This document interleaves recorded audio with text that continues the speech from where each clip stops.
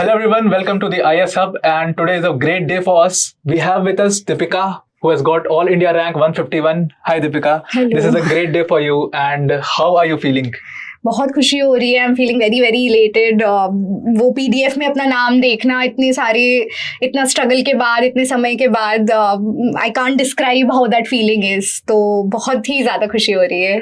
So, पहली बार जब list में अपना नाम देखा आपने पीडीएफ में, वो रिएक्शन कैसा था? मतलब बिल्कुल कूद गए? बिल्कुल जी बिल्कुल. वो मेरी मम्मी इस जर्नी का मेरे साथ पार्ट रही हैं. उन्होंने भी मेरे साथ बहुत स्ट्रगल किया है. तो जैसे ही मैंने वो नाम देखा, मैं बस चिल्लाई और मैंने अपनी मम्मी को हक कर लिया. और उनके आंखों में आंसू थे. बस आई जस्ट फेल्ट दैट उनका जो हार्ड वर्क था वो सक्सेसफुल हो गया है. So I can't describe that feeling right now. Yeah obviously that's a very great feeling which we can not describe in words. So Deepika, अभी ये आपका थर्ड अटेम्प्ट था. इसके पहले 2 अटेम्प्ट आपने और दिए हैं. एक टोटल 4-4.5 साल की जो जर्नी है, बहुत लॉन्ग जर्नी हो जाती है. काफी प्रेशर भी आ जाता है. So how you cope up with that pressure? How you made yourself? कभी पीछे हटने का भी मन किया होगा? जी नहीं, आपने सही बोला. ये एक बहुत ही लंबी जर्नी है. मैं एक हमेशा अकेडमिकली अचीवमेंट वाली बैकग्राउंड से आई थी. मैंने कभी उतना फेलियर देखा नहीं था एकेडमिक लेवल पे. और जब यहाँ के फर्स्ट टाइम मेरा प्रीलिम्स नहीं क्लियर हुआ, तब मेरे लिए बहुत बड़ा शॉक था कि आप चाहे कितना ही अच्छा कर लो, this exam brings everyone at par. तो उस टाइम बहुत डर लगा. लेकिन मैंने एक चीज़ हमेशा याद रखी कि I was always open to learning. मैंने कभी अपना दिमाग बंद नहीं किया. मुझे जहाँ और मैं गलतियों को ढूंढती थी. अगर मेरे फर्स्ट टाइम प्रीलिम्स में नहीं हुआ तो क्यों नहीं हुआ. मैंने बहुत सारे, मुझे पता चला कि अच्छा मुझे मॉक्स देने चाहिए थे. तो मैंने एक्चुअली 70-80 मॉक्स दिए थे मेरे प्रीलिम्स से पहले, जो सेकंड प्रीलिम्स था. So I got through. So this is a trial and error process. You keep learning and you have to implement those learnings. तो बहुत लंबी जर्नी थी. And after I did not clear, I gave the interview last year as well. But उसके बाद जब मेरा नहीं हुआ तो I was in a very distraught state. और मुझे याद है मैं एग्जाम्स भी नहीं लिखना चाहती थी, क्योंकि 5 दिन बाद ही प्रीलिम्स था. मेरी मम्मी बस मुझे लेके, उन्होंने बोला रोना नहीं है, अभी एग्जाम्स दो और फिर उसके बाद डिस्कस करेंगे. तो मैं 5 दिन में रोई नहीं मेरे एग्जाम्स के प्रीलिम्स के बाद. मतलब जब मुझे प्रीलिम्स देना था, फिर मैंने देने के बाद that is when I cried. I gave my prelims, came back home, and that is when I cried. But I am very thankful. And then of course this जो मेरा थर्ड एंड जो फाइनल मेंस था अभी, वो बहुत ही difficult रहा था. Because I kept wondering कि क्या चीज़ें ऐसी है. तो उस समय पे मेरे पेरेंट्स ने, पीयूष सर ने मेरा बहुत ज़्यादा सपोर्ट किया. I think these are 2 people जो मेरे साथ लगे रहे. मुझे याद है कि मैं एक बार पीयूष सर के पास, मतलब मैं उनके साथ आंसर डिस्कशन कर रही थी 1-on-1 पे. और उन्होंने समहाउ ये भाप लिया कि मैं बहुत एंशियस स्टेट में हूँ. तो उन्होंने मुझे बोला पढ़ाई छोड़ो, आंसर्स छोड़ो, मुझे एक प्रॉमिस करो कि तुम मतलब 21 days before the exam this was happening. And he told me कि 21 डेज तक तुम्हें रोज सुबह उठ के धूप में जाके एक्सरसाइज करनी है और मुझे 15 मिनट की वीडियो भेजनी है कि तुमने एक्सरसाइज करी है. मुझे और कुछ नहीं, मुझे नहीं पता, मुझे पता है तुम लिख लोगी बाकी. तो आई थिंक वो मेरे लिए एक बहुत ही my mother was there. I told my mother कि कोई टीचर अपने मतलब स्टूडेंट से इतना प्यार करके इतने, और I was just a random student. मैं उनको बहुत पहले से जानती भी नहीं थी. मैं उनके पास एक्चुअली मेंस के बाद ही मुझे कहीं से पता चला. मुझे ये था कि मुझे अपना एथिक्स और ऐसे का स्कोर इम्प्रूव करना है. And like a farishta he came, I met him, and he sort of pushed me towards it. So I'm very grateful to him. Like a family. Absolutely. बिल्कुल फैमिली. कौन नहीं करता है फैमिली के अलावा ऐसा कि to take care of your mental health also.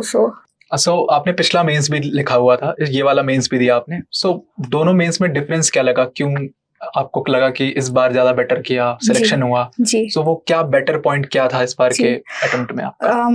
अभी I don't have the marksheet, but if there was one thing जो मैंने स्पेसिफिकली जिस पे फोकस किया था, वो एथिक्स एंड एसे था. क्योंकि मेरा ऑप्शनल कुछ ऐसा कॉमर्स एंड अकाउंटेंसी था जिसमें आई फेल्ट की स्कोर और ज़्यादा इंप्रूव करना थोड़ा डिफिकल्ट होगा. सो आई ऑलवेज न्यू कि ethics and essay is that one area which can give me, provide me that edge. And thankfully मैंने एक प्रीवियस टॉपर के टेलीग्राम चैनल से I found out about Piyush sir. And मैंने उनका I joined his course on case studies and ऐसे का, without even being in his course he helped me. And मुझे याद है कि मैंने इतने लोगों को ऐसे के लिए, इतने मेंटोर्स के पास में गई. मैं अपने दोस्तों जिनकी इंग्लिश अच्छी थी, मैं उनको भेजती थी कि मेरे ऐसे में प्लीज़ बताओ कुछ. और मुझे याद है मैं एक बार पीयूष सर के पास इवैल्यूएट, और फर्स्ट ही इवैल्यूएशन था, और उन्होंने मुझे देख के इतना सटीक फीडबैक दिया कि मेरे पैराग्राफ्स में लिंक्स मिसिंग थे, या मैं कंक्लूजन में सिर्फ कोटेशन डाल रही थी बट मैं ऐसे को क्लोज नहीं कर रही थी। तो वो जो इतनी छोटी छोटी चीजें हैं जो मैंने पहले और कोई भी और मुझे नहीं पॉइंट आउट कर पाया था, I think sir because of his experience वो जो उन्होंने मुझे बात बताई वो मैं अभी तक रिमेंबर कर सकती हूँ कि उन्होंने मेरी इतनी डांट लगाई और उन्होंने मुझे वो इनकरेज किया कि मैं वो ठीक करूँ, और उनकी डांट का ही नतीजा है कि आई एम श्योर मेरा ऐसे पेपर बहुत अच्छा गया था। एंड एथिक्स में उनके जो केस स्टडीज थे, या जो उन्होंने डिफरेंट स्टाइल ऑफ केसेस को हैंडल करने का तरीका बताया था, क्योंकि पेपर जब आप लिख रहे होते हो तो आपको वो मसल मेमोरी से काम करता है, आपको उतना समय नहीं होता कि आप सोच के कुछ नए पॉइंट्स बताओ, बट वो पीयूष सर ने वही पॉइंट्स को दोहरा कर आंसर्स में लिखा कर इतना यूज टू कर दिया था कि मैं जैसे ही क्वेश्चन देखती मुझे पता था कि अच्छा मुझे इसमें ये एथिक्स लगानी है, ये पॉइंट्स देने हैं।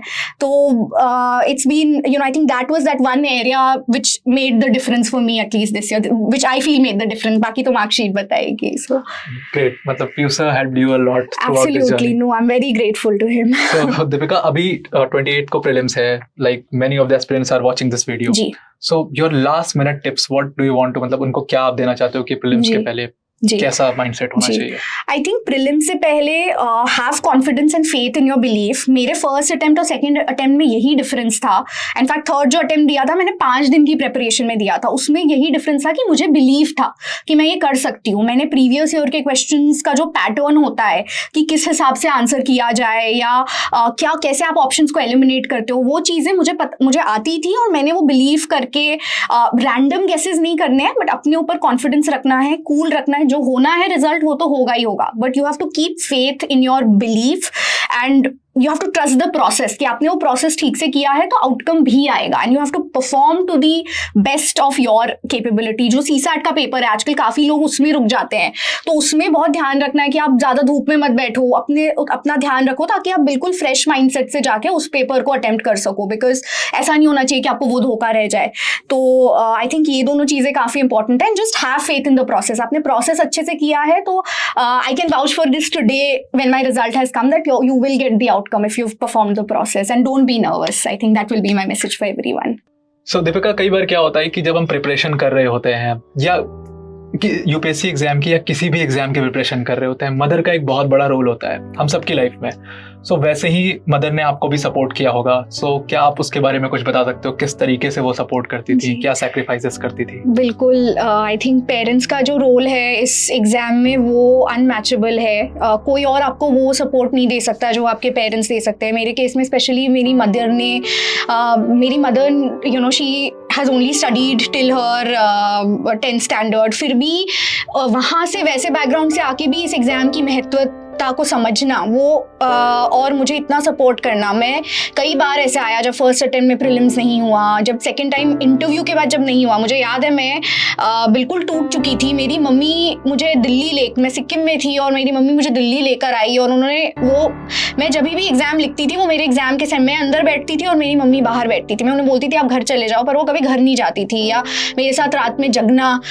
मेरी mother she is a working woman, 40 की एज में उन्होंने अपना पूरा स्टार्टअप किया and she started her own business. But फिर भी जब भी मेरे तीनों जितने भी स्टेज ऑफ एग्जाम्स थे, इनफैक्ट आज मेरा रिजल्ट आया तो भी वो अपना पूरा बिजनेस बंद करके सब कुछ छोड़कर मेरे पास आ जाती थी ताकि मुझे मेंटल सपोर्ट मिले, मॉरल सपोर्ट मिले। तो वो एक मदर का जब आप जो एक मदर आप पे विश्वास दिखाती ना, तब आपको कोई फर्क नहीं पड़ता कि सोसाइटी आपके बारे में क्या बोल रही है या कोई और आपको फेलियर की नज़र से देख रहा है। बस आपकी माँ ने आपको बोल दिया कि मेरे लिए तू विनर है अगर तू ये एग्जाम अच्छे से लिख के आएगी। बस आई think that is what mattered. So parents का रोल बहुत इंपॉर्टेंट है और मेरे केस में भी वो बहुत ज़्यादा इंपॉर्टेंट रहा है। खास तौर से जब मदर की बात आती है we become very emotional. Absolutely no.